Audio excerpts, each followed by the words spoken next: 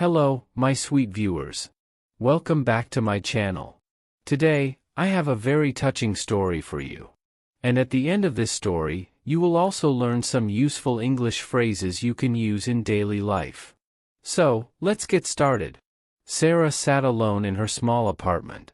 It was quiet, but today the silence felt heavier than usual. It had been 3 years since she left her father's house after a big fight. That night, they shouted at each other, said hurtful things, and she slammed the door when she left. She had been angry and hurt because he never approved of her choices. She wanted to live her own life, and leaving felt like the only way to breathe. The phone rang suddenly, making her jump. The number was unknown. Sarah answered, and a calm but serious woman spoke. She said there had been an accident. Her father was in the hospital. His condition was serious. He was unconscious. Sarah's heart raced. She didn't know what to think. On the drive to the hospital, she felt so many things at once: anger, fear, regret. She didn't know what she would say when she saw him. She didn't even know if she should go inside. When Sarah walked into his hospital room, her steps slowed. The room smelled like medicine and cleaning supplies. Her father was lying in the bed, so pale and still. Machines were keeping track of his breathing and heartbeat. He looked so weak, so different from the strong man she remembered. Sarah felt a strange mix of sadness and anger inside her. A nurse came in quietly and smiled kindly at Sarah. "You must be Sarah," she said softly. "He's been asking for you." Sarah could not speak. She only nodded. The nurse reached under his pillow and pulled out a folded piece of paper. "He has been keeping this close," she said. She handed it to Sarah. The paper was old and wrinkled, like it had been folded and unfolded many times. Sarah's hand shook as she opened it. The handwriting was her father's. "My dearest Sarah, if you are reading this, then something bad must have happened to me. I don't know when you will get this, but I need to say these words.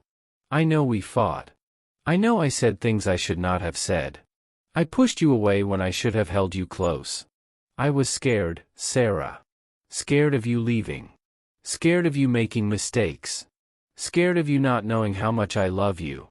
I am so sorry. I have always been proud of you, even when I was yelling. You are strong and determined. I should have told you that more often. These 3 years have been the hardest of my life. I miss you. I miss your laughter.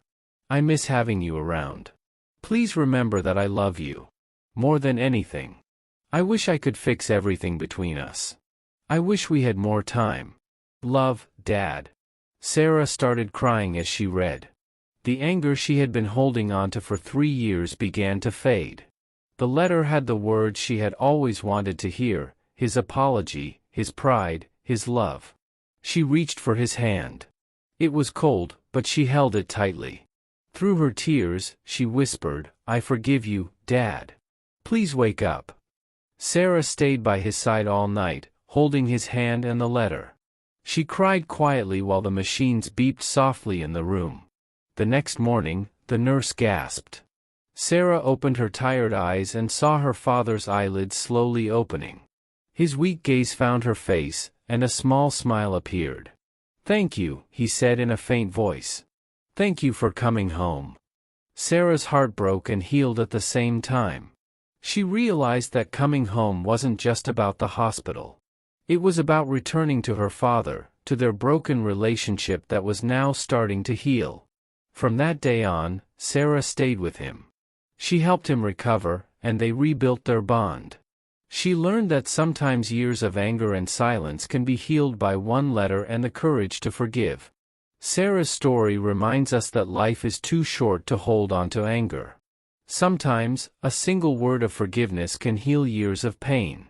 Alright, here are some daily use sentences for you to practice. I don't know what to say.